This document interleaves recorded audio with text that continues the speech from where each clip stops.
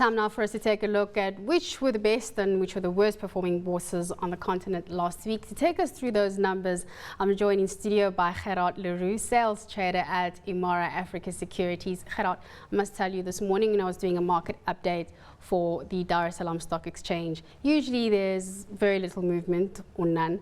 Today it was 105% up.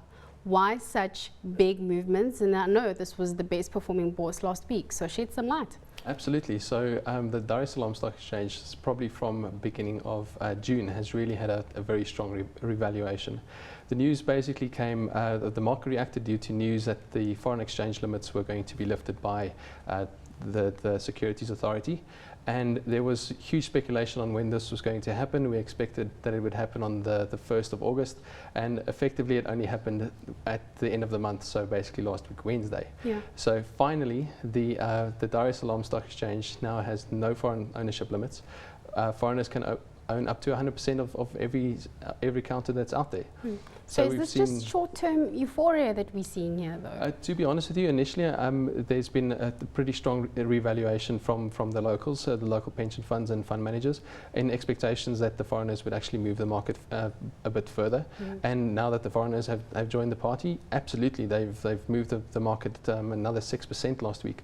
So yeah, it's an exciting market. It's not as cheap as it was in June, as you can expect, but there's still some really interesting and worthwhile companies to look at, for sure. What's also been interesting is the Kenyan banks, very, very volatile. They've been, Equity Bank has done really well. Closed down last week though, but you still would say it's a pretty good stock when you look at Kenyan banks? Well, if you look at the performance for the year, it's been absolutely astonishing. It's been, it's moved up in the region of 90% and hit a high of 60 Kenyan shillings earlier, well, basically late September, and now it's drifted back to around about a 51.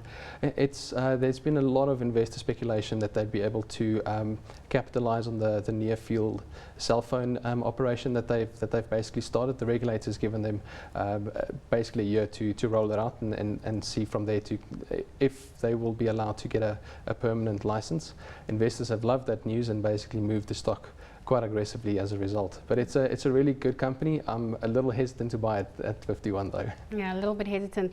But you know, what we've also noticed though is that the frontier markets don't usually move in tandem with what's happening in global markets. So in South Africa, for example, if something happens in the US and Europe, we will react, but not so much with the other markets. So what do you do as an investor? How do you make use of this information? How does one even make a decision when you're not really sure how to judge these markets? I just think you need to take into account how difficult it is to trade for large institutionals in a lot of the markets.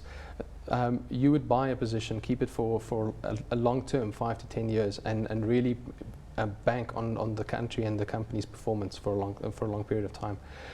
Those investors aren't skittish. They don't really care about what's happening in the global political or the global markets. They're really focused on what's happening on that specific country, where it's going for the next 10 years. And I think that's the reason why there's not that skittishness when it comes to the African markets. So let's talk about, if you're a retail investor. Yes. Where can I find value? What should I be buying? Perhaps let's start with the east of the continent. Let's talk about the likes of Uganda, for example.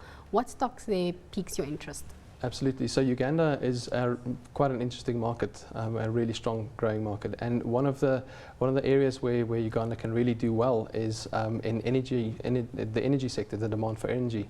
And one share that is very geared towards basically the energy producer for Uganda is Umemi. So it's a stock that's moved quite nicely over the period of this year, but it's one that if you look at the long-term prospects for Uganda, it's an excellent buy.